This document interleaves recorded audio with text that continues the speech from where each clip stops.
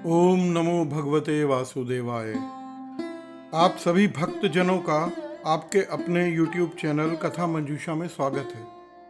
अभी तक आपने अधिक मास महात्म्य के अध्याय 7 तक की कथा सुनी। अब आगे का वृतांत सुनिए। अधिक मास महात्म्य अध्याय 8।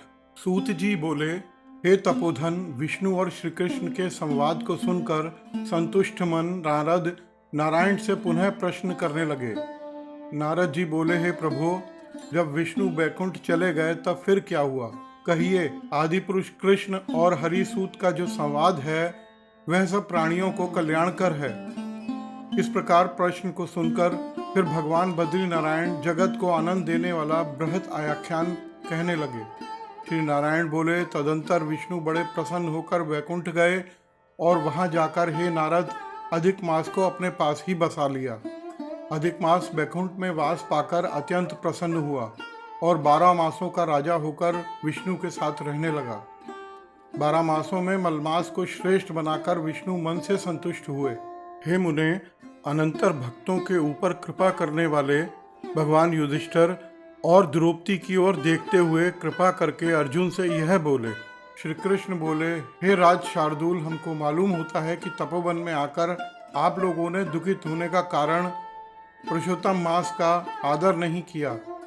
वृंदावन की शोभा के नाथ भगवान का प्रिय पात्र पुरुषोत्तम मास आप वनवासियों का प्रमाद से व्यतीत हो रहा है। भीष्म, द्रोणाचार्य, कर्ण के भय से संत्रस्त मन आप सभी को भय और द्वेष से मुक्त होने के कारण प्राप्त पुरुषोत्तम मास का ध्यान नहीं किया।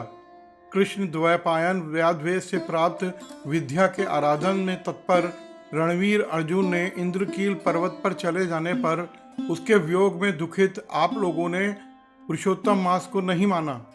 अब यदि आप यह पूछें कि हम क्या करें, तो मैं यही कहूँगा कि भाग्य का अवलंबन करो। पुरुषों को जैसा अदृष्ट होता है वैसा ही सदा भासता है। भाग्य से उत्पन्न जो फल है वह अवश्य ही भोगना पड़ता है। सुख, दुख, भय, कुशलता इत्यादि भाग्यानुसार ही मनुष्यों को प्राप्त होते हैं। अतः अदृष्ट पर विश्वास करने वाले आप लोगों को अदृष्ट पर निर्भर रहना पड़ता है। अब इसके बाद आप लोगों के दुख का कारण और बड़ा आश्चर्यजनक इतिहास के सहित कहते हैं। हे महाराज, हमारे मुख से कहा हुआ सुनो। श्री कृष्ण बोले, यह भाग्यशालिनी द्रौपदी पूर्व जन्म में बड़ी सुंदरी मेधावी ऋषि के घर पैदा हुई थी। समय व्यतीत होने पर जब 10 वर्ष की हो गई तब क्रम से रूप और लावण्य से युक्त अति सुंदर और आकर्षण नेत्र से शोभायमान हुई। चातुर्य गुण से युक्त यह अपने पिता की एकमात्र इकलौती कन्या थी। अतः चतुरा, गुणवती, सुंदरी यह पिता की लाडली थी। मेधावी ने सदा लड़के की तरह इसे माना, कभी भी अनादर नहीं किया।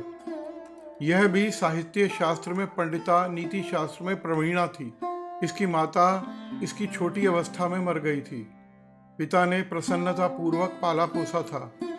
पास में रहने वाली अपनी सखी के पुत्र पौत्रादि सुख को देखकर इसको भी स्पृहा हुई और तब यह सोचने लगी कि हमें भी यह सुख कैसे प्राप्त होगा। गुण और भाग्य का निधि, सुख देने वाला पति और सत्पुत्र कैसे होंगे। इस प्रकार मनोरथ विचारती हुई सोचने लगी कि पहले मेरा विवाह उपस्थित था, परंतु भाग्य ने बिगाड़ दिया। अब क्या करने से अथवा क्या जानने से एवं किस देवता की उपासना करने से या किस मुनि के शरण में जाने से या किस तीर्थ का आश्रय करने से मेरी मनः कामना पूर्ण होगी। मेरा भाग्य कैसे सो गया है कि कोई भी पति मुझे वरण नहीं करता है। बड़ा आश्चर्य है, विवाह के समय उपस्थित होने पर भी मेरे समान वर को पिता ने नहीं दिया। मैं अपनी सहेलियों के बीच में प्रमुख हूँ, परंतु कुमारी होने के कारण पति दुख से पीड़ित हूँ। जैसे मेरे सखियाँ पति सुख को भोगने वाली हैं, वैसे मैं नहीं हूँ। मेरी भाग्यवती माता क्यों पहले मर गई। इस प्रकार चिंता से व्याकुल कन्या मनोरथ रूप समुद्र के मोहरूपी जल में निमग्न हो शोक मोहरूप लहरों में पीड़ित हो गई। इसके पिता मेधावी ऋषि भी कन्यादान के लिए कन्या के समान वर ढूंढने हेतु देश विदेश भ्रमण करने के लिए निकले, परंतु कन्या के अनुरूप वर न मिलने से अपने मनोरथ में निराश हो गए। कन्या के और अपने भाग्य से कन्या दान रूप संकल्प के पूर्ण न होने से देवियों का बड़ा भारी दारुण ज्वर उन्हें आ गया। सब अंग ऐसे फूटने लगे जैसे समस्त अंग टूट टूट कर अलग हो जाएंगे, और ज्वर की ज्वाला से व्याकुल महादारुण मूर्छा से मदिरापान से उन्मुक्त की तरह पैर लड़खड़ाते गिरते पड़ते किसी तरह घर में आए और आते ही पृथ्वी पर गिर पड़े। भय से विहल कन्या जब तक पिता को देखने आई तब तक कन्या को स्मरण करते हुए मेधावी मुनि मरणासन हो गए।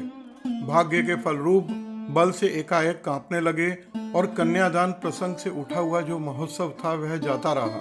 तदंतर पहले किए हुए गृहस्थाश्रम धर्म के परिश्रम के अभाव से संसार वासना को त्याग कर भगवान के चित्त को लगाते हुए उस मुर्मुष मेधावी ऋषि ने शीघ्र ही नीलकमल के समान श्याम त्रिविलसित सुंदर आकृति वाले श्री पुरुषोत्तम हरि का स्मरण किया।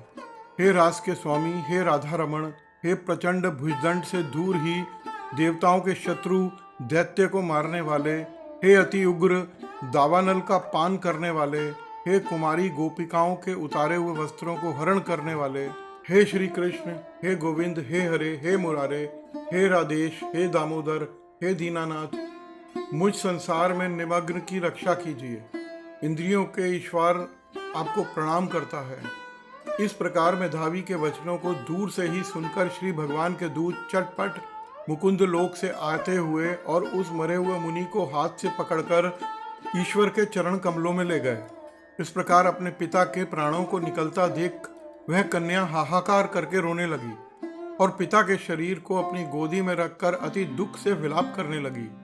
चील पक्षी की तरह बहुत देर तक विलाप करके अत्यंत दुख से विहल हुई और पिता को जीवित की तरह समझकर बोली। बाला बोली, हाय हाय हे पिता, हे कृपा संधो, मुझे आज किसके पास छोड़कर आप वैकुंठ सिधारे हैं। हे तात, पितृहीन मेरी कौन रक्षा करेगा। आज मेरे भाई बंधु माता आदि कोई भी नहीं है। हे तात, मेरे भोजन वस्त्र की चिंता कौन करेगा। मैं कैसे रहूंगी इस शून्य वेद रहित निर्जन वन की तरह आपके घर में। हे मुनिश्रेष्ठ, अब मैं मर जाऊंगी, ऐसे जीने में क्या रखा है। हे कन्या में प्रेम रखने वाले पिता, हे तात, विवाह विधि बिना किए ही आप कहाँ चले गए। हे तपोनिधे, अब यहाँ आइए और अमृत के समान मधुर भाषण दीजिए। क्यों आप चुप हो गए। हे तात, बहुत देर से आप सोए हुए हैं, अब जागिए। ऐसा कहकर आंसू बहाती हुई घड़ी घड़ी कन्या विलाप करने लगी और पिता के मरने से दुखित होती हुई आर्त चील पक्षी के समान मुक्त कंठ से रोने लगी।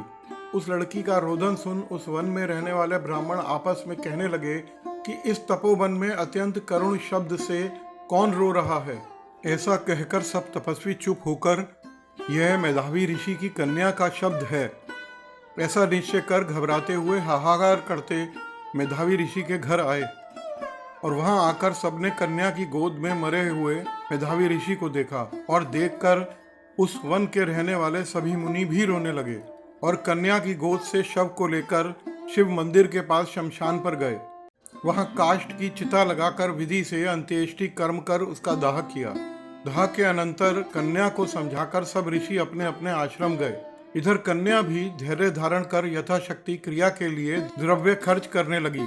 इस प्रकार पिता की मरण क्रिया को करके कन्या इसी तपोवन में निवास करने लगी और पिता के मरण रूप दुखाग्नि में जली हुई रंभा की तरह व्यथित होती हुई एवं बछड़े के मर जाने से जैसे गौ चिल्लाती है और खाती नहीं दुर्बल होती है, वैसे ही यह बाला दुखित हुई।